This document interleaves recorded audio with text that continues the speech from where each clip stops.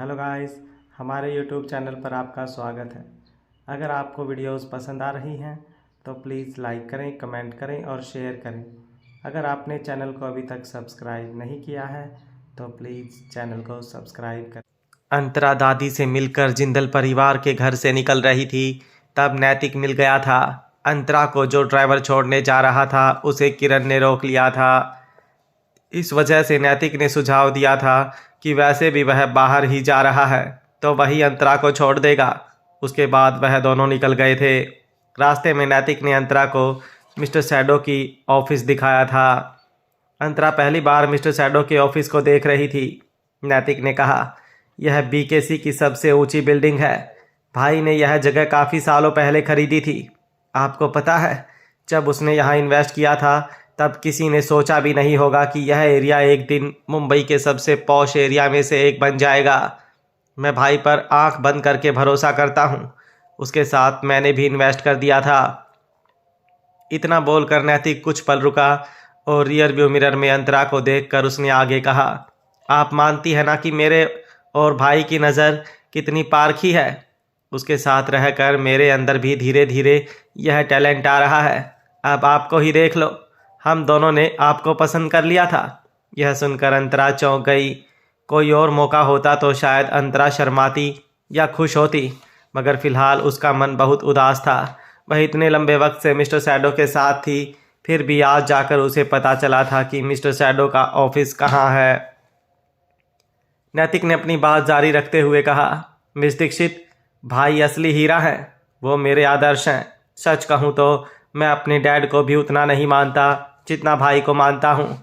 और एक बात आपको बता देना चाहता हूँ कि भले ही मेरी मॉम की आपसे ना बनती हो, मगर भाई आपसे बहुत प्यार करता है। वो आपका पूरा ख्याल रखेगा, इसलिए आप बिल्कुल बेफिक्र रहिए। यह सुनते ही अंतरा ने तुरंत पूछा, आपको सच में लगता है कि वह मुझसे प्यार करते हैं? नैतिक हैरानी के साथ बोला, बेशक, इसमें कोई दो राय है ही नहीं। भाई आपको बहुत पहले से पसंद करता है। जब आपकी शादी हुई थी तब उसका दिल टूट गया था। उसे इतना उदास मैंने कभी नहीं देखा था। यह सुनकर अंतरा ने कहा, नैतिक, क्या आप पक्का कह सकते हो कि जिस लड़की को वह इतने सालों से पसंद करते आए हैं वो मैं ही हूँ? नैतिक ने कुछ देर तक कोई जवाब नहीं दिया। उसने अंतरा से ऐसे सवाल की उम्मीद ही नहीं की थी। कुछ देर सोचने के बाद नैतिक ने कहा, मुझे तो यही लगता है कि वो लड़की आप ही हो। इतने साल तक वह आपका इंतज़ार करता रहा। इस दौरान उसका किसी औरत के साथ रिश्ता नहीं था, तो इसका और क्या मतलब हो सकता है? इतना बोलने के बाद नैतिक को कोई ख्याल आया और उसने फिर अंतरा से कहा, मिस दीक्षित, कहीं आपने किसी को उल्टी सीधी बातें तो नहीं सुन ली हैं ना? क्या है कि ऐसे बहुत लोग हैं जो सिर्फ बातें बनाना जानते हैं। उनकी बातों में बिल्कुल सच्चाई नहीं होती। आप भैया की पसंद हो, वो आपका साथ कभी नहीं छोड़ेगा, इसकी मैं गारंटी देता हूँ। शायद पूरी दुनिया में सिर्फ आप ही हो जिसकी वो इतनी परवाह करता है। वैसे तो नैतिक की बातों पर अंतरा भरोसा कर लेती, लेकिन आज कॉल पर मिस्टर सैडो और दादी के बीच की बातचीत सुनने के बाद अंतरा के दिल का तूफान थमने का नाम नहीं ले रहा था। अंतरा ने फिर पूछा, नैतिक, एक बात बताएंगे, आपके भाई क्या काम करते हैं? इस सवाल से नैतिक कंफ्यूज होकर बोला, उसने अपने काम के बारे में आपको बताया नहीं? अंतरा ने ना में जवाब दिया और अपना सर झुका लिया। यह देखकर नैतिक को समझ आ गया कि उसने गलत सवाल पूछ लिया था। हालांकि बात को संभालते हुए उसने कहा, ना बताने की भी उसकी अपनी कोई वजह होगी। शायद वो नहीं चाहता होगा कि उसके बिजनेस को लेकर आप कोई टेंशन लो। मेरा मतलब है कि प्रेगनेंसी में खुश रहना ज़रूरी होता है ना? इतना कहकर नैतिक ने रियर व्यू मिरर में देखा कि उसके जवाब से अंतरा को दिलासा नहीं मिला था, इसलिए उसने आगे बताया, लेकिन फिर भी अगर आप जानना चाहती हैं तो मैं शॉर्ट में बता देता हूँ। भाई ने एज ए फाइनेंसर काम की शुरुआत की थी। जब उसमें उसे फ़ायदा होने लगा तो उसने इन्वेस्टमेंट करना शुरू कर दिया। एक के बाद एक कंपनी में वह इन्वेस्ट करता गया। आज उसकी कंपनी दुनिया की टॉप 500 फाइनेंशियल कंपनीज़ में से एक है। बाकी ज़्यादा डिटेल में तो मुझे भी नहीं पता। यह सुनकर अंतरा ने हैरानी के साथ कहा, मुझे यह तो पहले से समझ आ गया था कि वो बहुत पावरफुल हैं, लेकिन मुझे यह अंदाज़ा नहीं था कि उनका बिजनेस इतना फैला हुआ है। जब अपने भाई की बात आती तो नैतिक की ज़बान उसकी तारीफ़ करते कभी थकती नहीं। उसने फिर से कहा, भैया बेमिसाल हैं। किसी भी बिजनेस में इन्वेस्टमेंट करने के बाद अगर 30% रिटर्न भी मिले तो तहलका मच जाता है, लेकिन भाई को तो हमेशा 100% रिटर्न मिलता है। मुझे लगता है कि अगले 100 सालों तक भैया का रिकॉर्ड कोई तोड़ नहीं पाएगा। इतना कहने के बाद नैतिक ने थोड़ा उदास होकर आगे कहा, लेकिन बस एक बात का अफसोस है, भाई हमेशा लो प्रोफाइल मेंटेन करता है। ना कभी किसी को कोई इंटरव्यू देता है, ना कभी मीडिया के सामने जाता है। यहाँ तक कि वह अपने ऑफिस भी ना के बराबर जाता है।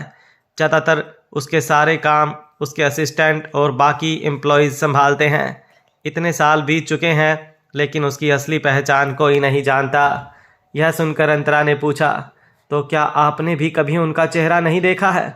इसके जवाब में नैतिक ने कहा, मैंने उसे सिर्फ एक बार देखा था, तब शायद मैं 6 या 7 साल का था। वो हमेशा मास्क में रहता है और उसका घर पर आना जाना बहुत कम है। मुझे उससे मिलने का मौका बहुत ही कम मिलता है। डैड ने बताया था कि उसका आधा चेहरा जला हुआ है, जिसकी वजह से वो काफ़ी टाइम तक डिप्रेशन में था। हालांकि इंसान कैसा दिखता है उससे ज़्यादा उसकी फितरत मायने रखती है। वैसे अगर भाई के चेहरे के निशान को नज़रअंदाज किया जाए तो वह दिखने में किसी हीरो से कम नहीं है। नैतिक की इस बात से अंतरा भी सहमत थी। उसने भी एक बार चांद की रोशनी में मिस्टर शैडो के चेहरे को देखने की कोशिश की थी। उसकी ऊंची नाक, शार्प जॉ लाइन अंतरा को इम्प्रेस करने के लिए काफ़ी थे। अंतरा को ख्यालों में देखकर नैतिक ने फिर कहा, मिस दीक्षित, आप दोनों की बहुत जल्द शादी होने वाली है। किसी की बातों में आकर जल्दबाजी में भाई से अलग होने का फैसला कभी मत लीजिएगा। अब तो मुझे भी चाचा बनने का बेसब्री से इंतज़ार है। यह सुनकर अंतरा ने हल्का सा मुस्कुराकर अपना सर हाँ में हिलाया, लेकिन अब भी अंतरा के दिल में एक घबराहट थी। पता नहीं, उसे एक अजीब सा डर महसूस हो रहा था, जैसे कि कुछ गलत होने वाला हो। बातों ही बातों में नैतिक की कार कलानगर के तन्वी के अपार्टमेंट पर पहुंच गई। अंतरा कार का दरवाज़ा खोलकर नीचे उतरी और नैतिक को थैंक यू कहा। नैतिक ने मुस्कुराकर जवाब दिया, प्लीज़, इन फॉर्मेलिटीज़ की कोई ज़रूरत नहीं। अब हम फैमिली हैं और यह मेरा फ़र्ज़ है। अब से आपको कभी भी मेरी ज़रूरत पड़े तो बेहिचक कॉल कर देना, मैं हाजिर हो जाऊंगा। अंतरा ने मुस्कुराकर हाँ में अपना सर हिलाया और फिर अपार्टमेंट के गेट से अंदर गई।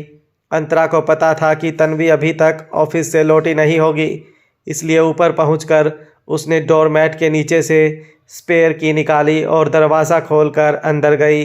पूरा कमरा बिखरा पड़ा था, चारों तरफ कचरा पड़ा था। तन्वी सफाई के मामले में बहुत कामचोर थी। अंतरा ने सबसे पहले सफाई करना शुरू किया। पूरे फ्लैट को साफ करने में लगभग आधा घंटा लग गया। अंतरा पसीने से तरबतर थी और पूरी तरह थक चुकी थी।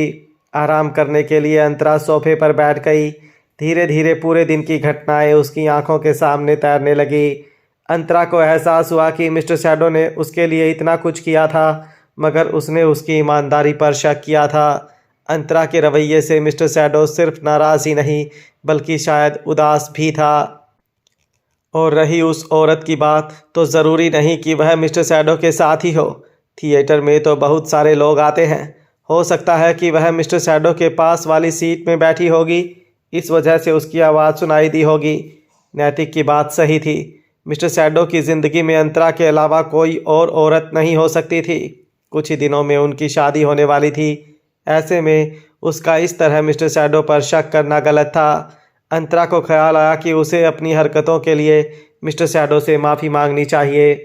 यह सब सोचने के बाद अंतरा ने मिस्टर शैडो का नंबर डायल कर दिया। एक रिंग बजते ही कॉल आंसर हुआ। अंतरा के चेहरे पर हल्की सी मुस्कान आ गई। उसने सही सोचा था, शायद मिस्टर शैडो को भी अंतरा के कॉल का इंतज़ार था, इसलिए उन्होंने तुरंत फ़ोन उठा लिया। अंतरा ने बहुत खुश होकर कहा, हबी। दूसरी तरफ से जवाब मिला, तुम कौन हो? यह एक औरत की आवाज़ थी। अंतरा हक्की बक्की रह गई। उसे समझ नहीं आ रहा था कि वो क्या जवाब दे। उस औरत ने फिर से पूछा, हेलो, तुम कौन बोल रही हो? अंतरा इतनी सदमे में थी, कुछ बोल भी नहीं पा रही थी।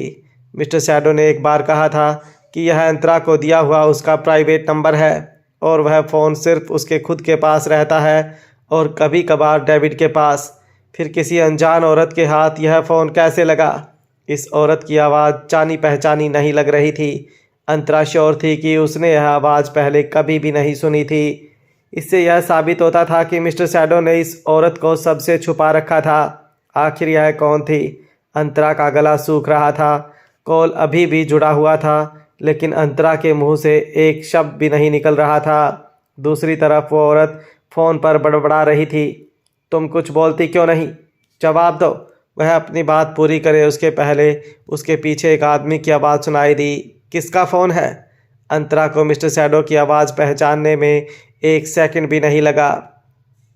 अंतरा का दिल एक समय के लिए मानो धड़कना ही बंद हो गया। भले ही उसने मिस्टर शैडो का चेहरा कभी नहीं देखा था, मगर उसकी आवाज़ को पहचानने में वो कभी गलती नहीं कर सकती थी। अंतरा के मन में कई अजीबोगरीब ख्याल आने लगे, लेकिन वह तब तक हार नहीं मानना चाहती थी जब तक कि वह यह सच्चाई पता नहीं लगा लेती। उसने तय कर लिया था कि जब तक मिस्टर शैडो खुद अपने मुंह से इस औरत के बारे में जिक्र नहीं करेगा, तब तक वो किसी नतीजे पर नहीं पहुंचेगी। इस औरत की आवाज़ बहुत ही कोमल थी। उसके बात करने के तरीके से यही लग रहा था कि वो औरत काफ़ी डिसेंट थी। अंतरा अपने ख्यालों में थी। तब उस औरत ने फ़ोन की दूसरी तरफ मिस्टर शैडो के सवाल का जवाब दिया। पता नहीं, कोई अननोन नंबर से कॉल है। मैंने बहुत पूछा कि कौन है, लेकिन कोई जवाब ही नहीं मिला। तुम खुद आकर बात क्यों नहीं कर लेते? उसके यह कहने के बाद मिस्टर शैडो का जवाब सुनाई दिया। अगर कोई जवाब नहीं मिल रहा है तो तुम्हें भी टेंशन लेने की ज़रूरत नहीं है। अभी अभी तुम्हारा ऑपरेशन हुआ है, इसलिए ऐसे खड़ी मत रहो। यहाँ और आराम करो। मिस्टर शैडो के इतना बोलने के बाद फ़ोन कट गया। वह औरत मिस्टर शैडो को तुम कहकर बातें कर रही थी। अंतरा वैसे ही फ़ोन को कान पर लगाए बहुत देर तक बैठी रही। अचानक डोरबेल की आवाज़ सुनकर वह होश में आई। उसे लगा शायद तन्वी आई होगी। अंतरा ने खुद को संभाला और जाकर दरवाज़ा खोला तो देखा कि सामने नैतिक खड़ा था। नैतिक को वापस आया देखकर अंतरा थोड़ी कंफ्यूज हो गई। नैतिक ने अंतरा को उसका पर्स देते हुए कहा, यह आप कार में भूल आई थी। मैं बहुत दूर निकल गया था, फिर मेरी नज़र इस बैग पर पड़ी। मुझे लगा शायद इसमें आपकी कोई ज़रूरी चीज़ें होंगी, इसलिए लौटाने वापस चला आया। यह सुनकर अंतरा ने शर्मिंदगी के साथ हल्का मुस्कुराया और नैतिक के हाथ से अपना पर्स लिया। वैसे तो अंतरा अपनी चीज़ों का हमेशा ख्याल रखती थी, लेकिन आज वह इतनी खोई हुई थी कि उसे होश ही नहीं रहा। नैतिक भी अब अंतरा के लिए परेशान हो गया। उसने पूछा, अगर आपकी तबीयत ज़्यादा खराब लग रही हो तो मैं आपको डॉक्टर के पास ले चलता हूँ। यह सुनकर अंतरा ने बहुत ही प्यार से इनकार करते हुए कहा, अरे नहीं नहीं, इसकी कोई ज़रूरत नहीं है। मुझे बस थोड़े आराम की ज़रूरत है। वैसे पर्स लौटाने के लिए थैंक यू, और सॉरी आपको इतने दूर से वापस आना पड़ा। नैतिक ने मुस्कुराकर जवाब दिया, नो प्रॉब्लम। इतना कहने के बाद नैतिक दरवाजे से ही फ्लैट के अंदर देखने लगा। नैतिक सिर्फ मेहमान ही नहीं बल्कि अंतरा का होने वाला देवर भी था, इसलिए उसे घर के अंदर इनवाइट करना अंतरा का फ़र्ज था। अंतरा ने थोड़े हिचक के साथ कहा, आप बाहर क्यों खड़े हैं? अंदर आइए ना, आपका ज़्यादा टाइम नहीं लूँगी।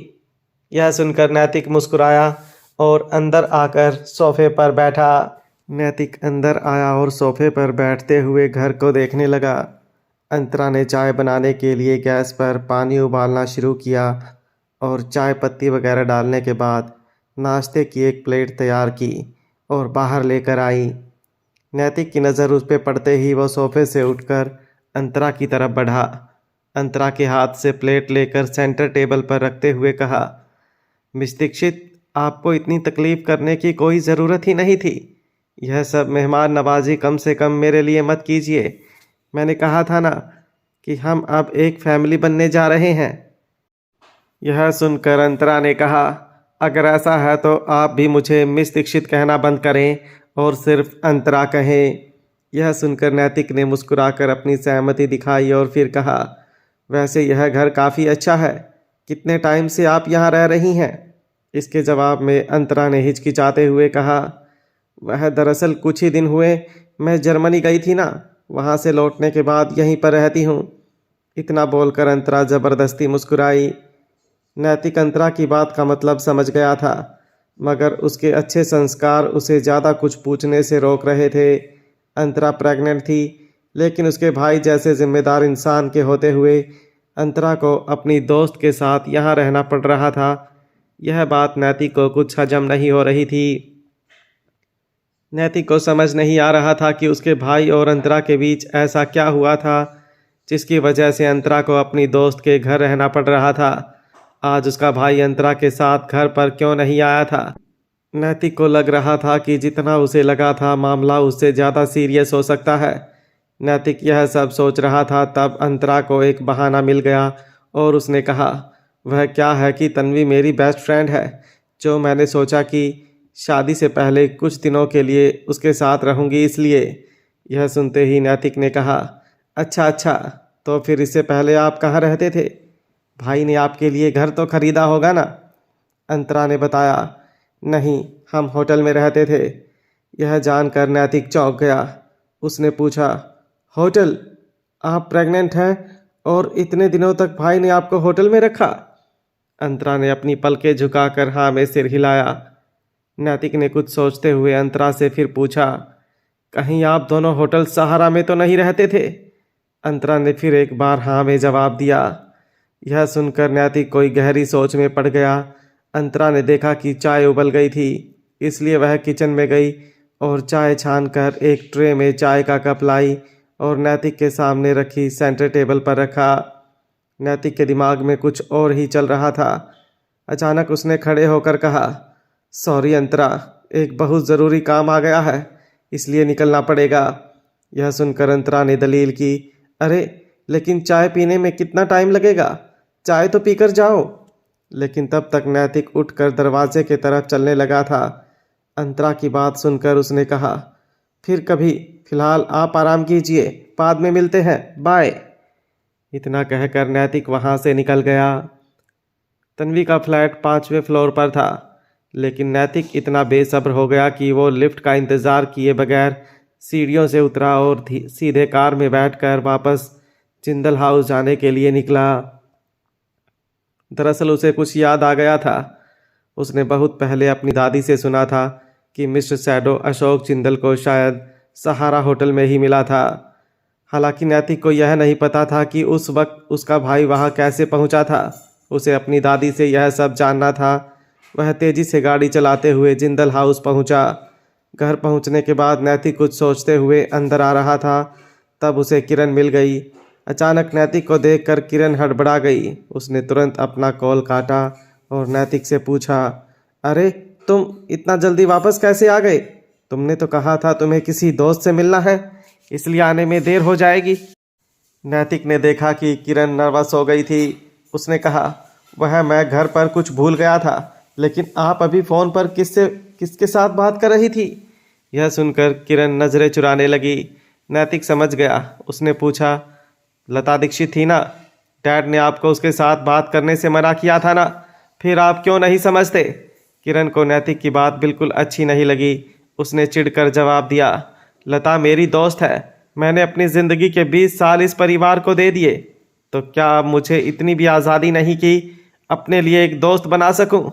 अब तुम भी मुझ पर हुक्म चलाओगे कि मुझे क्या करना है क्या नहीं? इस घर में मेरी कोई इज्जत है या नहीं? नैतिक ने जो भी कहा वह सिर्फ किरण को सावधान करने के लिए था, मगर उसे पता नहीं था कि किरण उल्टा उसी पर इस तरह बरस पड़ेगी। किरण की आंखें गुस्से से लाल और नम हो गई थी। यह देखकर नैतिक ने किरण को समझाया, मॉम मेरे कहने का मतलब यह नहीं था जैसा आप समझ रही हो। आपको पूरा हक है, अपने लिए दोस्त ढूंढो, उनके साथ वक्त बिताओ, घूमने जाओ, किटी पार्टी करो, मुझे उससे कोई दिक्कत नहीं है। इस शहर में अच्छे लोगों की कमी नहीं है, बस मुझे लता दीक्षित सही इंसान नहीं लगती। आपको उससे दूर रहना चाहिए। किरण नैतिक की सोच से बिल्कुल सहमत नहीं थी। उसने कहा, तुम्हें कैसे पता कि वह अच्छी इंसान नहीं है? क्या तुम किसी के दिल में झांक सकते हो? इसके जवाब में नैतिक ने बेबस होकर कहा, नहीं माँ, लेकिन उसकी हरकतों से सब साफ दिखता है। लता की बेटी की पहले से इंगेजमेंट हो चुकी थी, फिर भी वह उसकी शादी हमारे परिवार में करवाना चाहती थी, तो इसे आप लालच नहीं तो और क्या कहोगे? यह सुनकर किरण ने नैतिक से कह दिया, फैमिली डिनर में आए हुए हर एक परिवार का यही इरादा था कि उसकी बेटी की हमारे खानदान में शादी हो जाए, तो लता ने इसमें क्या गलत किया? नैतिक ने अपनी दलील रखी। चलो मान लिया कि सबका इरादा वही था, लेकिन लता की तरह किसी ने अपनी बेटी को एक अनजान आदमी के साथ इंटीमेट होने की परमिशन नहीं दी थी। उसका मकसद साफ था कि एक नहीं तो दूसरे तरीके से अपनी बेटी को हमारे परिवार की बहू बना दे। वो ऐसा कुछ करना चाहती थी जिससे हम मजबूर हो जाएं और उसकी बेटी को अपना लें। नैतिक की बातें सुनकर किरण को बहुत गुस्सा आ रहा था। उसने नैतिक को डांट दिया, तुम लता को गलत समझ रहे हो। एक माँ होने के नाते हमारी ज़िंदगी में सबसे ज़्यादा ज़रूरी हमारे बच्चों की खुशियाँ होती हैं। इस उम्र में हमें सिर्फ एक बात की फिक्र रहती है कि हमारे बच्चों को एक अच्छा जीवन साथी मिले, अच्छा घर मिले, और हमारा परिवार बहुत ही इज्जतदार परिवारों में से एक है। लता की कोशिश गलत नहीं थी। हाँ, मैं यह ज़रूर मानती हूँ कि जो तरीका उसने अपनाया था वो गलत था, लेकिन यह सब बातें समझने के लिए तुम अभी बहुत छोटे हो। नैतिक ने अपना माथा पीटते हुए कहा, मॉम, लगता है लता ने आपका ब्रेन वॉश कर दिया है। आप उसके खिलाफ कुछ सुनना भी नहीं चाहती। किरण ने इरिटेट होकर बोला, बकवास मत करो। लता को कुछ पैसे उधार चाहिए थे, बस इसलिए उसने मुझे कॉल किया था। यह सुनते ही नैतिक का दिल तेजी से धड़कने लगा। उसने कहा, उधार चाहिए था? महेश दीक्षित इतने बड़े आदमी हैं, उनके रहते उसकी पत्नी को पैसा उधार मांगने की क्या ज़रूरत पड़ गई? मॉम, कुछ तो गड़बड़ है। चाहे कुछ भी हो जाए, आप उसे पैसे मत देना। इसके जवाब में किरण ने कहा, तुम्हारे यह सब कहने का कोई मतलब नहीं है। मैं उसे पैसे दे चुकी हूँ। यह सुनते ही नैतिक चिल्ला उठा, क्या? कितने पैसे दिए हैं आपने? किरण ने बताया, ज़्यादा नहीं, बस 5 लाख। और मुझे पता है लता को ज़रूरत होगी, वरना झूठ बोलकर वह मुझसे कभी पैसे नहीं लेती। नैतिक ने किरण की नासमझी पर हंसते हुए कहा, मॉम, क्या आप भूल गईं? वह लता ही थी जिसने अंतरा और रुद्र आहूजा की शादी की झूठी खबर आपको बताई थी। आखिरकार मामले की जांच करने के लिए डैड को अपने पीए को भेजना पड़ा था। आपने देखा था ना कि उन दोनों की शादी का कोई रिकॉर्ड नहीं मिला था। आप समझती क्यों नहीं? लता आपका इस्तेमाल कर रही है। यह सुनकर किरण ने नैतिक को डांट दिया, अपना मुंह बंद कर नैतिक, तुझे हकीकत नहीं पता है। अंतरा ने खुद लता को बताया था कि उसकी और रुद्र की शादी हुई थी। इसका मतलब वो अंतरा लता को भी धोखा दे रही है। एक नंबर की बाजारू औरत है वो। किरण की बात सुनकर नैतिक दंग रह गया। उसने किरण से पूछा, मॉम, आपने अंतरा को क्या कहा? किरण ने उसे कोई जवाब नहीं दिया। नैतिक ने नाराज होकर कहा, आपने अंतरा को बाजारू औरत कहा। नैतिक ने किरण को कभी किसी के लिए इतना गंदा शब्द कहते नहीं सुना था। हालांकि नैतिक क्या सोचता है इसकी किरण को परवाह नहीं थी। उसने नैतिक से कहा, अगर मैंने उसे बाजारू कहा तो क्या हुआ? मैंने सच ही तो कहा है। देखो नैतिक, तुम्हारा भाई उसके पीछे पागल है, इस बात की मुझे कोई परवाह नहीं है, लेकिन तुमने मेरी कोख से जन्म लिया है, तुम मेरा खून हो। तुम उस अंतरा के जाल में मत फंसना। जब से वो लता और महेश दीक्षित की ज़िंदगी में आई है, तब से उनके रिश्ते में दरार पड़ने लगी है। अंतरा की वजह से महेश ने लता को तलाक देने का फैसला किया है। बेचारी लता ने मेरी तरह अपनी पूरी ज़िंदगी परिवार के लिए कुर्बान कर दी। इस उम्र में महेश ने लता को घर से निकाल दिया। अब वो कहाँ जाएगी, कैसे जिएगी? यह सुनकर नैतिक ने मजाक उड़ाते हुए कहा, और आपको यह सब लता ने ही बताया होगा, है ना? किरण ने कड़ी आवाज़ में जवाब दिया, मुझे यह सब किसने कहा इससे कोई फ़र्क नहीं पड़ता। सच्चाई यही है कि अंतरा की वजह से महेश लता को तलाक दे रहा है। किरण के मन में लता ने अपनी एक बेचारी माँ और अबला नारी की छवि बना दी थी। किरण लता की असलियत को देख नहीं पा रही थी, क्योंकि वह हमेशा से लता में खुद को देखती थी। उसे लगता था कि वो भी अपने ही परिवार में अपनी सास की सताई हुई एक बेचारी औरत है। दादी के किरण को नापसंद करने की अपनी अलग वजह थी।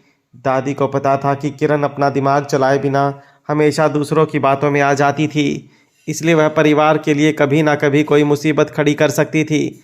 दूसरी तरफ किरण की सोच यह थी कि दादी हमेशा से उसे घर से निकालने के लिए एक बहाने की तलाश में थी। अब दादी अंतरा को बहुत पसंद करती थी।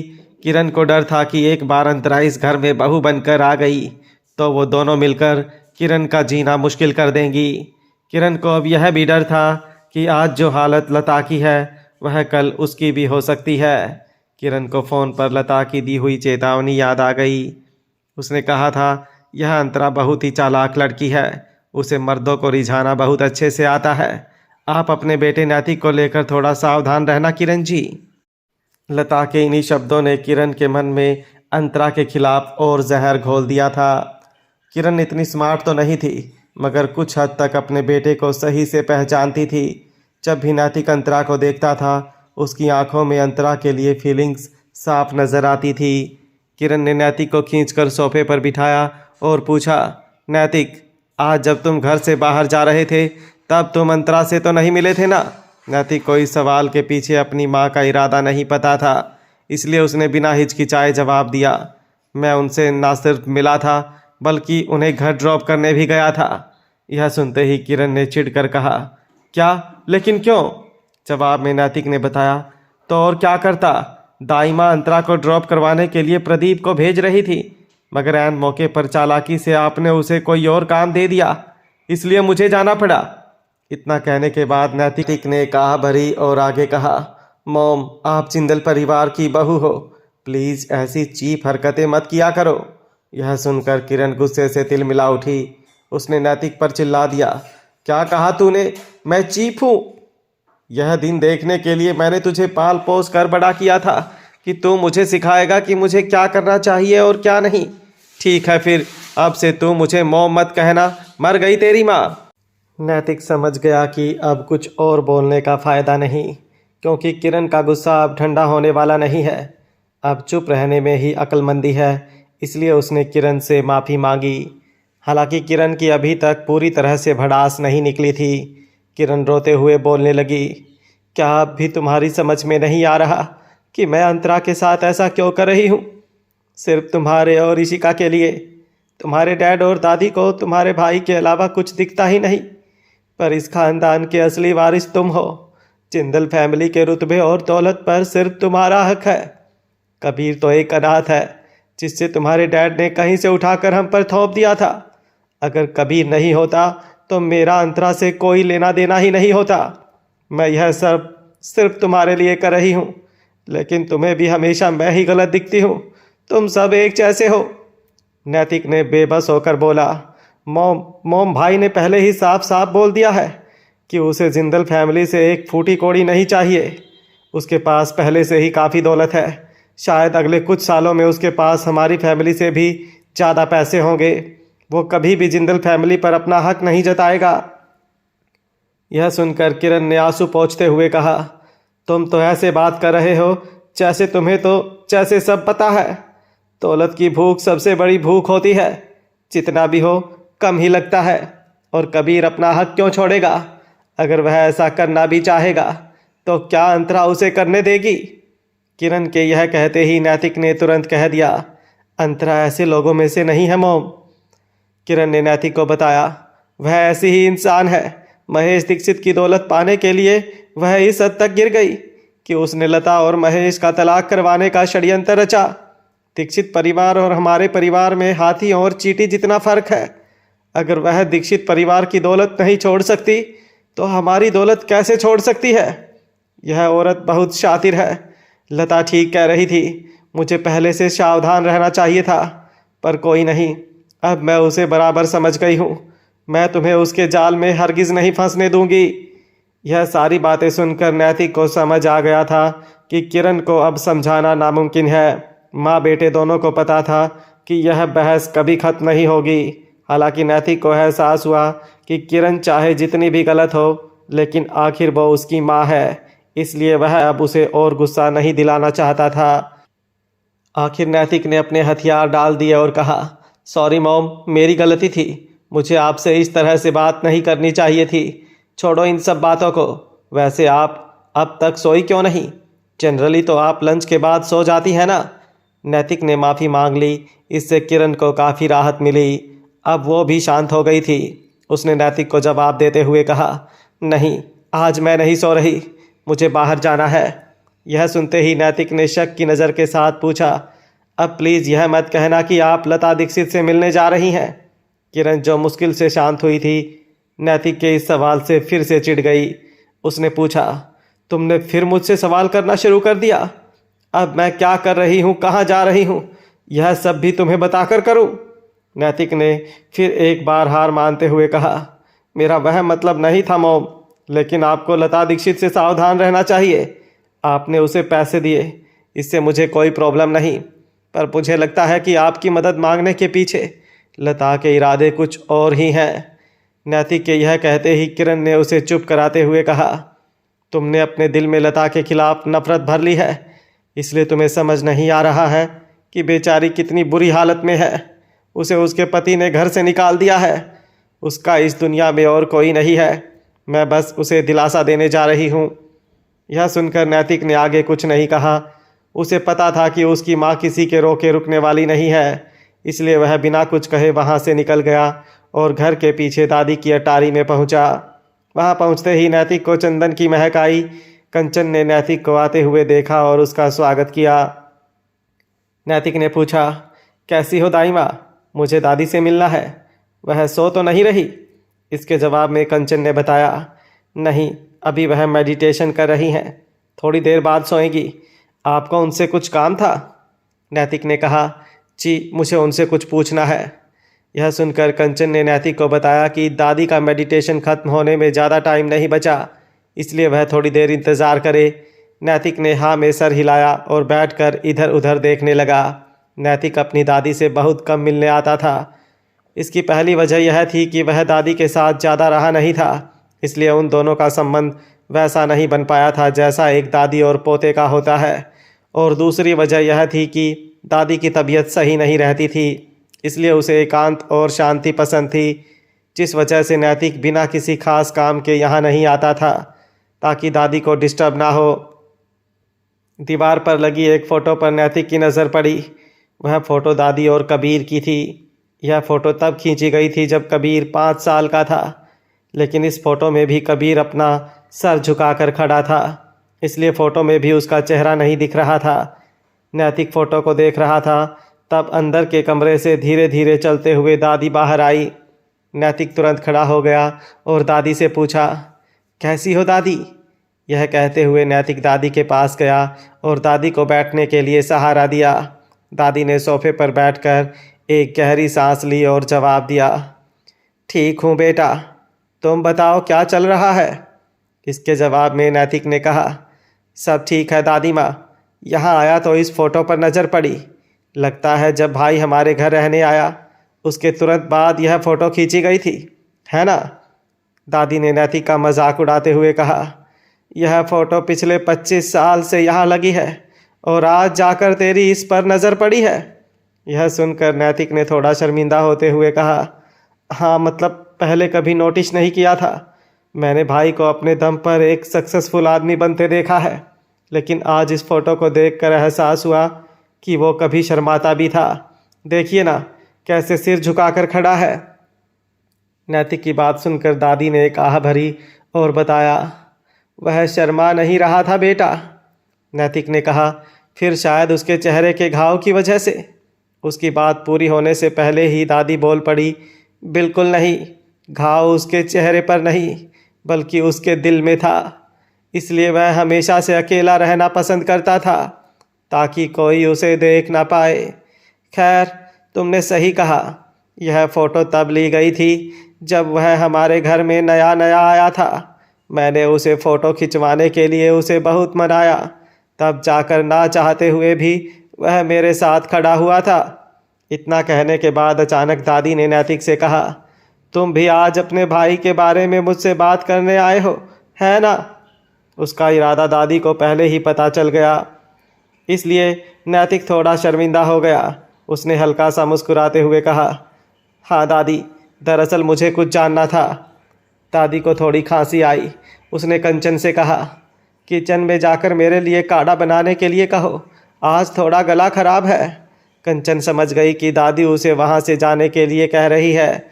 उसने अपना सिर हाँ में हिलाया और वहाँ से निकल गई। उसके जाने के बाद दादी ने नैतिक से कहा, नैतिक तुम मुझसे कुछ पूछो, उसके पहले मैं तुमसे कुछ पूछना चाहती हूँ। यह सुनकर नैतिक ने कहा, पूछिए ना दादी। दादी ने सीधा पूछ लिया। तुम यहाँ किसके कहने पर आए हो? यह सुनते ही नैतिक को समझ आ गया कि दादी के इस सवाल का क्या मतलब था। उसने कहा, मॉम ने मुझे नहीं भेजा है दादी, मैं खुद से ही आया हूँ। दादी ने अपना सिर हाँ में हिलाया और कहा, वैसे भी तुम्हारी माँ इतनी चालाक नहीं है। खैर, तुम्हें एक बात समझनी पड़ेगी नैतिक, कि अंतरा तुम्हारी होने वाली भाभी है और वह भाभी ही रहेगी। तुम समझ रहे हो ना मैं क्या कह रही हूँ? नैतिक को लग रहा था जैसे किसी ने उसे जलते तवे पर छोड़ दिया गया हो। दादी ने नैतिक से कहा, कुदरत ने आदमी और औरत के स्वभाव बहुत अलग बनाए हैं। औरतों को खुद पर बहुत काबू होता है, लेकिन आदमी कभी कभी अपने जज्बातों पर काबू नहीं रख पाता। तुम अभी बहुत छोटे हो, इसलिए मैं बस इतना समझाना चाहती हूँ कि होनी को कोई नहीं टाल सकता। दादी माँ ऐसे बात कर रही थी जैसे वह बौद्ध धर्म के बारे में बता रही हो। नैतिक को कुछ समझ नहीं आया। नैतिक ने हिचकिचाते हुए कहा, सॉरी दादी, लेकिन आप क्या कह रही हैं यह मुझे समझ नहीं आ रहा। यह सुनकर दादी ने हल्की मुस्कुराहट के साथ कहा, कोई बात नहीं, तुम्हारी उम्र में यह सब बातें समझना थोड़ा मुश्किल ही होता है। इतना कहने के बाद दादी ने एक आह भरी और टॉपिक बदलते हुए कहा, कंचन कह रही थी कि तुम आज अंतरा को छोड़ने गए थे। इसके जवाब में नैतिक ने हामी भरी। दादी ने आगे कहा, तुम्हें कुछ पता चला कि अंतरा और तुम्हारे भाई के बीच कोई झगड़ा वगैरह हुआ है या नहीं? यह सुनकर नैतिक ने जवाब दिया, मैं पक्का तो नहीं कह सकता, लेकिन आज मुझे अंतरा का मूड सही नहीं लग रहा था, इसलिए हो सकता है कि उन दोनों के बीच कुछ हुआ हो। नैतिक की बात सुनकर दादी ने अपने और कबीर की फ़ोटो की तरफ देखते हुए कहा, आज पहली बार ऐसा हुआ कि कबीर अंतरा के साथ मुझे मिलने नहीं आया, इसलिए मुझे भी यही लग रहा है कि उन दोनों के बीच कुछ तो हुआ है।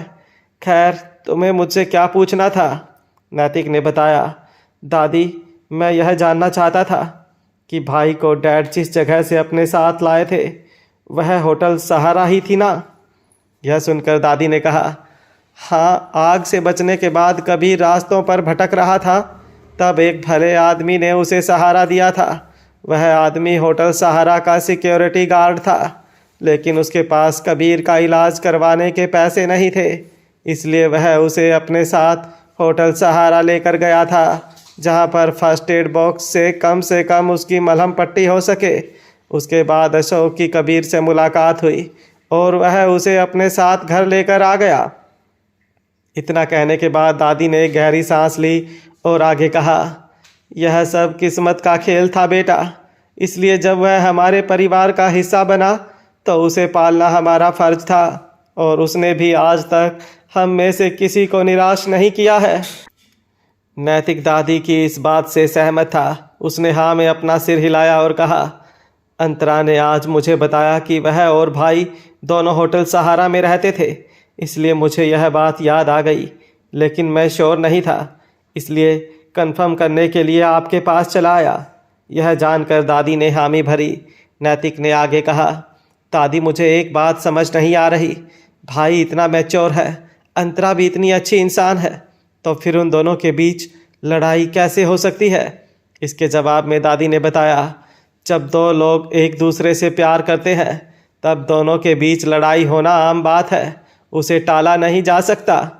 यहाँ नैतिक और दादी आराम से बातें कर रहे थे, वहीं दूसरी तरफ मिस्टर सैडो गुस्से में तेज़ी से चल रहा था। उसके साथ आई हुई औरत उतावले कदमों से चली और मिस्टर सैडो के पास पहुंचकर उसका हाथ पकड़ लिया और नखरे दिखाते हुए कहा, अरे क्या कर रहे हो, थोड़ा धीरे चलो, मैंने हील्स पहनी है, तुम्हें तो मेरी बिल्कुल परवाह ही नहीं है। मिस्टर सैडो ने अपना हाथ झटकते हुए कहा, यह सब नाटक करना बंद करो, अब मैंने तुम्हारी ज़िद पूरी कर दी है, अब सब खत्म करो। यह सुनते ही उस औरत ने चिढ़ते हुए कहा, ऐसे कैसे सब खत्म हो सकता है रणवीर, हम 4 साल तक साथ थे, तुम मेरे साथ ऐसा नहीं कर सकते। मिस्टर सैडो ने ताना मारा, अच्छा, जब तुमने मुझसे 5 करोड़ रुपए मांगे थे तब तो तुम्हें यह रिश्ता याद नहीं आया था। यह सुनते ही उस औरत ने कहा, हम दोनों के बीच पैसा कब से मायने रखने लगा रणवीर? और तुमसे 5 करोड़ लेना मतलब समुद्र से एक बाल्टी पानी निकालने जैसा है। मिस्टर सैडो ने गुस्से से कहा। देविका, तो मुझे सिर्फ इतना बताओ कि तुम्हें उस रिकॉर्डिंग को डिलीट करने के लिए और कितने पैसे चाहिए। यह सुनकर देविका ने जवाब दिया, मुझे पैसे नहीं चाहिए, मुझे तुम चाहिए। मिस्टर सैडो ने कड़ी आवाज में कहा, बकवास बंद करो, मेरे पास तुम्हारे साथ टाइम पास करने का वक्त नहीं है। थिएटर में तुमने मेरा फ़ोन ले लिया था ना, अब मुझे वह वापस दो। मिस्टर सैडो की बात सुनकर देविका ने साफ मना करते हुए कहा, ना ही तुम्हें फ़ोन मिलेगा और ना ही वह रिकॉर्डिंग। मैंने अपनी ज़िंदगी के 4 साल तुम्हें दिए थे मिस्टर रणवीर आहूजा। जब से तुम्हारे भाई ने उस अंतरा के साथ शादी की थी, तब से लेकर उन दोनों के डिवोर्स तक तुम सिर्फ इसलिए मेरे साथ थे क्योंकि मैं अंतरा जैसी दिखती हूँ। लेकिन अब उसका डिवोर्स हो चुका है और अब वह तुम्हारे पास आ गई है, इसलिए तुम मुझे अपनी ज़िंदगी से निकाल देना चाहते हो। तुम्हारे लिए भले ही मैं अंतरा का ऑप्शन हूँ, लेकिन मैं भी इंसान हूँ और अब मैं तुमसे प्यार। देविका अपनी बात पूरी करे उसके पहले मिस्टर सैडो ने उसकी बात काटते हुए कह दिया, मिस देविका सक्सेना, तुम्हें आधी अधूरी बात याद है, मैं तुम्हें पूरी बात याद दिलाता हूँ। तुमने ठीक कहा कि जब अंतरा की रुद्र से शादी हुई थी तब मेरा दिल टूट गया था, लेकिन उन 4 सालों में तुम्हारे साथ मेरा कभी डायरेक्ट कांटेक्ट नहीं रहा था। तुम अपनी क्लासेस जाती थी और अपनी नॉर्मल ज़िंदगी जी रही थी। मुझे पता चला कि तुम्हें कोई परेशान कर रहा है, तब मैंने सिर्फ तुम्हारी मदद की थी।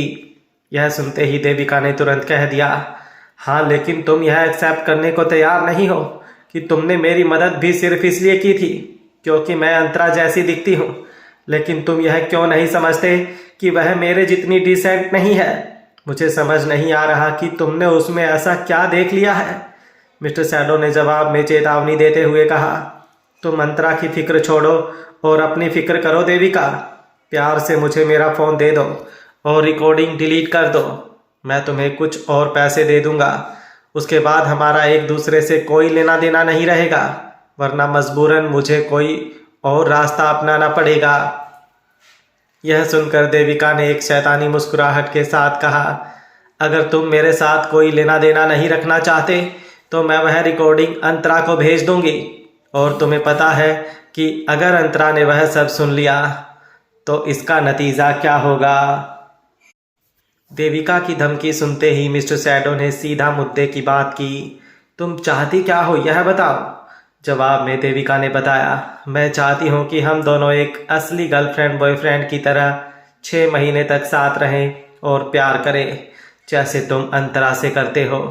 मिस्टर सैडो ने जवाब दिया कि यह नामुमकिन है। देविका ने कहा, तो फिर जब तक अंतरा की डिलीवरी ना हो जाए तब तक तो हम रिलेशन रख ही सकते हैं। एक बार उसकी डिलीवरी हो जाए तो हम अलग हो जाएंगे। यह सुनकर मिस्टर सैडो ने कहा, तुम शायद भूल रही हो कि मैं किस तरह का इंसान हूँ।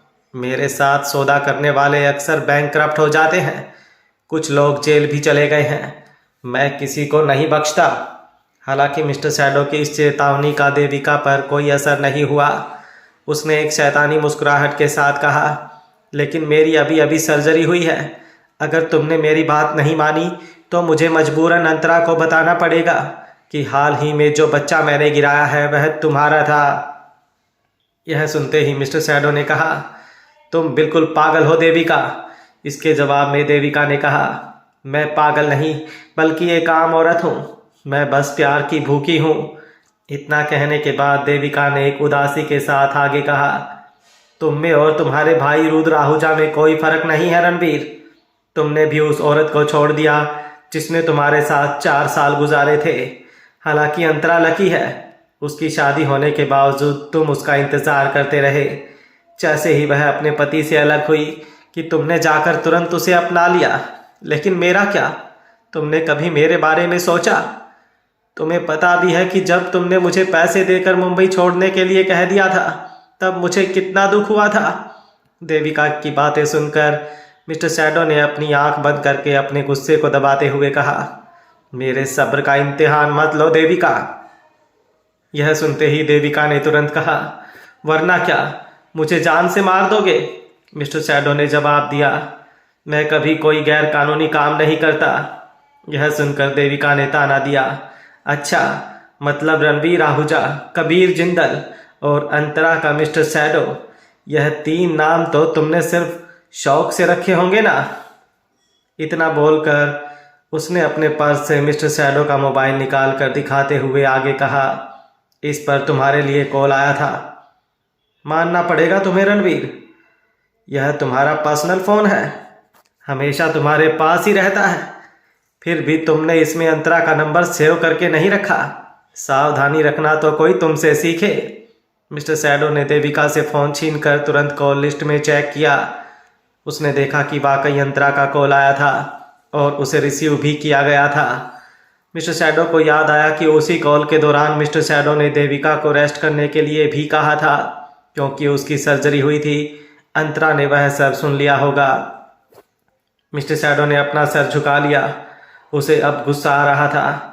उसने देविका से कहा, मुझे लगता है कि मैं तुम्हारे साथ कुछ ज़्यादा ही नरमी से पेश आ रहा हूँ। यह सुनकर देविका को हंसी आ गई। उसने कहा, लेकिन फिर भी तुम मेरा कुछ नहीं बिगाड़ सकते। देखो रणवीर, मुझे ऐसे धमकाने से कोई फ़ायदा नहीं है। मुझे तुम्हारी और अंतरा की ज़िंदगी में कोई दखल नहीं देना। मैं तो बस तुम्हारे साथ 6 महीने बिताना चाहती थी, और तुम्हारे इतने धमकाने के बावजूद भी मैं तुम्हें 50% डिस्काउंट दे रही हूँ। मेरे साथ सिर्फ 3 महीने बिता लो, मैं भी तो देखूँ कि अंतरा बनकर ज़िंदगी कैसी लगती है।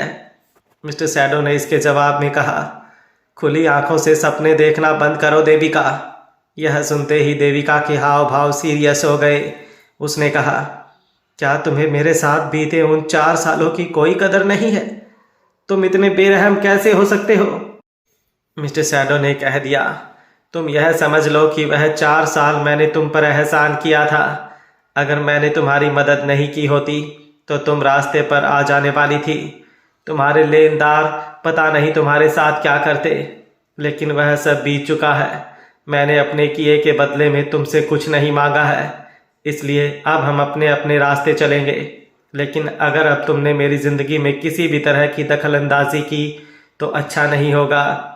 इतना कहकर मिस्टर सैडो ने धमकी देते हुए कहा, और यह कभी मत भूलना कि जिसके पास तुम्हें मुश्किलों से निकालने की ताकत है, उसके पास तुम्हें वापस मुश्किलों में धकेलने की भी ताकत है।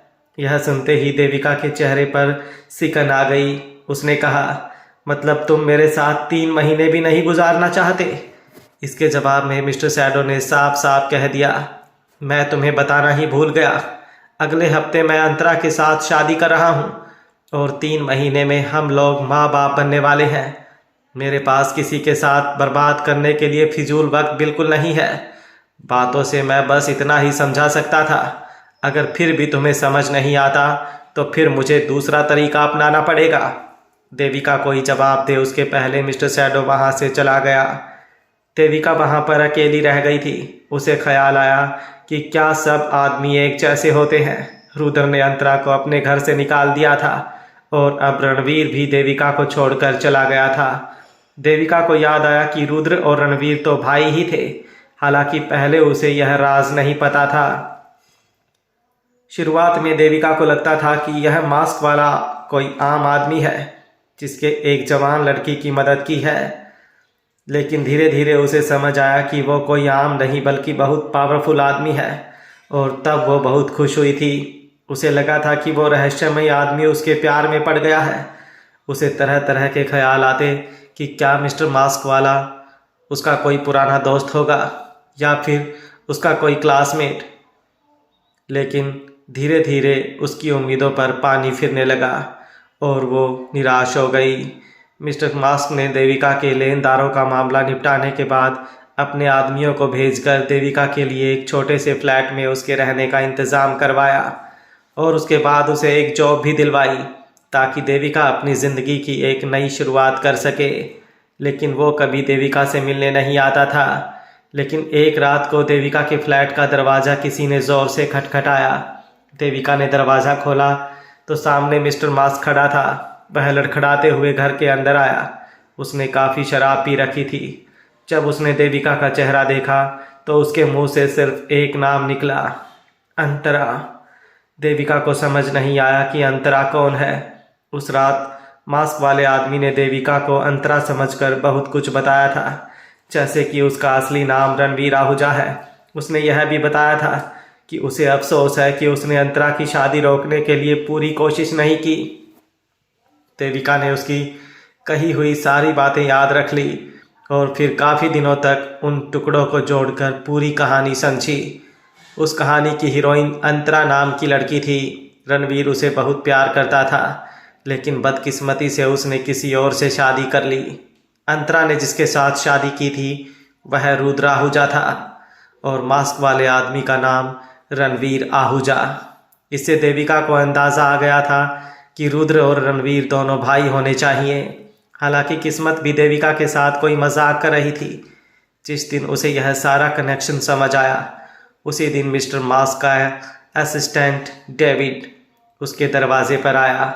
उसने कहा, मिस देविका, बॉस ने यह चेक आपको देने के लिए कहा है। इन पैसों से आप कहीं दूसरी जगह जाकर अपनी नई जिंदगी शुरू कर सकती हैं, इसलिए आप जल्द से जल्द मुंबई छोड़कर चली जाएं। यह सुनकर देविका हक्की बक्की रह गई थी। उसने डेविड से उसके पीछे की वजह पूछी तो डेविड ने बताया, क्योंकि बॉस जिनसे प्यार करते हैं वह उनकी ज़िंदगी में वापस आ गई हैं। देविका को आज भी वह दिन याद था कि उसे एक झटके में सिर्फ उस घर से ही नहीं बल्कि शहर से भी निकल जाने के लिए कह दिया गया था। यहाँ देविका इन पुरानी यादों को ताज़ा कर रही थी। वहीं दूसरी तरफ अंतरा बोरियत से तन्वी के फ्लैट में बैठी टीवी के चैनल बदल रही थी, लेकिन उसे कुछ पसंद ही नहीं आ रहा था। आखिर में उसने एक गेम शो देखना शुरू किया। तब तक उसका फ़ोन बजा। उसने देखा कि वह तन्वी का कॉल था। उसके कॉल उठाते ही सामने से तन्वी की आवाज़ सुनाई दी, अंतरा, आज रात में घर नहीं आने वाली। मेरे डैड की कंपनी में कुछ तो प्रॉब्लम हुई है, जिसकी वजह से उनका ब्लड प्रेशर बढ़ गया है। मैं अभी हॉस्पिटल में हूँ, इसलिए रात को तुम मेरा वेट मत करना और सो जाना। तन्वी थोड़ी टेंशन में लग रही थी। अंतरा ने तुरंत तन्वी से पूछा, अब अंकल की तबीयत कैसी है? कोई टेंशन वाली तो बात नहीं है ना? एक काम करती हूँ, मैं अभी हॉस्पिटल के लिए निकलती हूँ। यह सुनते ही तन्वी ने अंतरा को मना करते हुए बताया, इसकी कोई ज़रूरत नहीं है अंतरा, मैं और मॉम दोनों यहाँ हैं। तुम वहीं रुको और आराम करो। अगर मुझे तुम्हारी ज़रूरत पड़ेगी तो मैं बता दूंगी। अंतरा को नीरज की फिक्र हो रही थी। तन्वी ने अंतरा को दिलासा दिया कि नीरज की जान को कोई खतरा नहीं है और विक्रांत भी उसके साथ हॉस्पिटल में ही है। आखिरकार अंतरा उसकी बात मान गई और कॉल डिस्कनेक्ट किया। मुश्किल से अंतरा का मन शांत हुआ था, लेकिन तन्वी से बात होने के बाद फिर से अंतरा के मन में विचारों की रेलगाड़ी दौड़ने लगी। अंतरा सोचने लगी कि कश्यप कॉरपोरेशन पर तो जिंदल परिवार का हाथ भी था, तो फिर अचानक नीरज कश्यप की कंपनी में ऐसी क्या प्रॉब्लम हुई होगी? जिंदल परिवार के होते हुए नीरज कश्यप को नुकसान पहुंचाने की किसी की हिम्मत नहीं थी। कहीं जिंदल परिवार में से किसी ने तो यह काम नहीं किया था। पर अंतरा को समझ नहीं आ रहा था कि वह लोग ऐसा क्यों करेंगे। दादी और अशोक जिंदल दोनों अंतरा को पसंद करते थे। सिर्फ किरण के साथ अंतरा की नहीं बनती थी, लेकिन उसके पास बिजनेस के फैसले लेने के पावर्स नहीं थे, तो फिर और कौन था? नीरज कश्यप ने अंतरा की हमेशा मदद की थी, इसलिए वह चुप नहीं रह सकती थी। उसने सीधा जिंदल हाउस के लैंडलाइन नंबर पर कॉल किया। दूसरी तरफ घंटी बज रही थी। अंतरा किसी के कॉल उठाने का इंतज़ार कर रही थी। कुछ देर घंटी बजने के बाद इत्तेफाक से अशोक ने ही फ़ोन उठाया। अंतरा की बात सुनने के बाद अशोक ने कहा, ऐसा कैसे हो सकता है? कश्यप कॉरपोरेशन का काम तो काफ़ी अच्छा चल रहा है और हमारी तरफ से तो ऐसा कुछ भी नहीं हुआ है कि कश्यप कॉरपोरेशन को कोई नुकसान हो। लेकिन तुम फिक्र मत करो अंतरा, मैं देखता हूँ कि क्या मामला है। यह बात होने के बाद अशोक ने अंतरा का हालचाल पूछा और फिर कॉल डिस्कनेक्ट हुआ। अशोक के साथ बात करके अंतरा को यकीन आ गया था कि अशोक ने तो ऐसा कुछ भी नहीं किया था और जिंदल परिवार में अशोक के अलावा सिर्फ एक ही शख्स ऐसा कर सकता था। अंतरा की आगे कुछ सोचने की अब हिम्मत नहीं हो रही थी। वह इन सब ख्यालों में थी। तब तक फिर एक बार अंतरा का फ़ोन बजा। उसने देखा कि किसी अननोन नंबर से कॉल था। कॉल उठाते ही सामने से आवाज़ सुनाई दी, क्या मेरी बात मिस अंतरा से हो रही है? यह किसी जवान औरत की मीठी आवाज़ थी, जैसे कि कस्टमर केयर वाली लड़कियों की होती है। अंतरा ने जवाब दिया, हाँ जी, मैं अंतरा बात कर रही हूँ। आप कौन? सामने से जवाब आया, मिस अंतरा, मेरा नाम देविका सक्सेना है। मैं आपसे कुछ बात करना चाहती थी। क्या आप अभी फ्री हो? अंतरा देविका सक्सेना नाम की किसी औरत को नहीं जानती थी। उसने मना करते हुए कहा, सॉरी, लेकिन मैं आपको नहीं जानती। देविका ने मुस्कुराते हुए कहा, कोई बात नहीं, लेकिन आप डॉक्टर मनीषा पाटिल को तो जानती होगी ना? उसका खून किसने किया है यह मुझे पता है। अगर आपको जानना है तो मुझसे मिलने आ जाइए, मैं लोकेशन मैसेज कर रही हूँ। यह बोलने के बाद देविका ने फ़ोन काट दिया। उसकी बातें सुनकर अंतरा हक्की बक्की रह गई थी। लगभग 1 घंटे बाद अंतरा देविका के बुलाए हुए एक कैफ़े पर पहुंची। अंदर जाकर जैसे ही उसने देविका को देखा तो वह हैरान रह गई। देविका लगभग 70 to 80% उसके जैसी ही दिखती थी। देविका को देखकर ऐसा लग रहा था कि वह पढ़ी लिखी औरत थी। देविका ने मुस्कुराकर अंतरा को वेलकम किया और उसे बैठने के लिए कहा। देविका अपने लिए पहले से कॉफ़ी का ऑर्डर दे चुकी थी। अंतरा के आने के बाद उसने वेटर को बुलाकर कहा, इनके लिए 1 गिलास दूध लाइए। यह सुनकर वेटर ने हाँ में अपना सिर हिलाया और चला गया। देविका ने अंतरा से कहा, दरअसल मैं भी प्रेग्नेंट थी, इसलिए मैं जानती हूँ कि प्रेगनेंसी में कॉफ़ी अवॉइड करनी चाहिए। अंतरा ने अपना सर हाँ में हिलाया और धीरे से कहा, आप वह डॉक्टर मनीषा के बारे में कुछ बताने वाली थी? यह सुनते ही देविका ने कह दिया, इतनी जल्दी क्या है, अभी तो हम मिले हैं, पहले एक दूसरे को अच्छे से जान तो लें। मैंने सुना है कि बहुत जल्द आपकी और रणवीर की शादी होने वाली है। देविका मिस्टर सैडो को रणवीर कह रही थी। इससे साफ जाहिर होता था कि वह मिस्टर सैडो को बहुत करीब से जानती थी। यह सब जानकर अंतरा को धक्का लगा। अंतरा ने सीधा पूछ लिया, आपका और उनका, मेरा मतलब रणवीर का क्या रिश्ता है? यह सुनकर देविका जोर से हंस पड़ी। उसने पूछा, तुम अब तक नहीं समझी? तुम काफ़ी हद तक मेरे जैसी दिखती हो। मैं 4 साल तक रणवीर के साथ थी। मैं जानती हूँ कि तुम उसके बच्चे की माँ बनने वाली हो, और आज मैं जो कहने वाली हूँ उससे शायद तुम्हें दुख पहुँचे, लेकिन मुझे कहना तो पड़ेगा। यह सारी जानकारी पचाने में अंतरा को 5 मिनट लग गए। अंतरा को एक ही ख्याल आया, मिस्टर सैडो जिस औरत से प्यार करता था, क्या वह यह थी? देविका ने अपनी बात जारी रखते हुए कहा, मैं तुम्हें डराना नहीं चाहती। दरअसल मैंने बहुत जल्दी हार मान ली थी और उसके दिए पैसे लेकर चली गई थी, लेकिन मैंने कभी सोचा नहीं था कि रणवीर को बहुत जल्द कोई ऐसी लड़की मिल जाएगी जो बिल्कुल मेरी तरह दिखती हो। और कमाल की बात तो यह है कि उसने तुम्हें प्रेग्नेंट भी कर दिया है। लेकिन क्या है कि ओरिजिनल ओरिजिनल होता है और डुप्लीकेट डुप्लीकेट, है ना? अंतरा बेवकूफ़ नहीं थी। उसे यहाँ आने से पहले अंदाज़ा तो आ गया था कि जिस औरत से वह मिलने जा रही है वह शायद भी वही होगी जिसे मिस्टर सैडो ने अपने दिल की गहराई में छिपा रखा था। मगर जिस तरह से देविका अंतरा की तरफ देखकर मुस्कुरा रही थी, उसे अंतरा का दिल जोरों से धड़कने लगा। अंतरा ने धीरे से कहा, देविका, तुम दोनों के बीच जो भी था उससे मेरा कोई लेना देना नहीं है। सबका कोई ना कोई अतीत तो होता ही है। देविका ने एक नज़र अंतरा को देखते हुए कहा, तुम सही कह रही हो, सबका कोई ना कोई अतीत ज़रूर होता है। तो क्या तुम्हें लगता है कि तुम्हारा जो अतीत है उसके हिसाब से तुम रणवीर के काबिल हो? मेरा मतलब है कि सब जानते हैं कि तुम रुद्र आहूजा की एक्स वाइफ हो और अब तुम उसके भाई से शादी करने वाली हो। क्या तुम्हें नहीं लगता इससे रणवीर की रेपुटेशन पर असर पड़ेगा? यह सुनकर अंतरा अचानक जोर से हंस पड़ी। उसने कहा, रेपुटेशन? दुनिया का सबसे बेकार शब्द है यह रेपुटेशन। बाय द वे, मैं यहाँ डॉक्टर मनीषा के बारे में जानने आई थी, ना कि तुम्हारे अतीत के बारे में।